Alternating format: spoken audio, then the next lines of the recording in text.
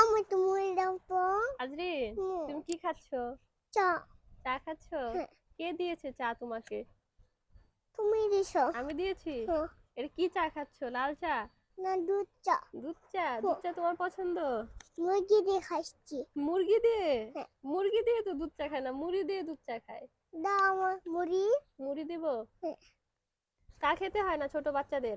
না খাই। হ্যাঁ, শোনো শোনো, তোর কি করছো তুমি? বিস্কুট খাই। বিস্কিট খাচ্ছ? চা দিয়ে বিস্কুট দিয়ে খাচ্ছ? হ্যাঁ। কাপে তো চা নেই। আছে।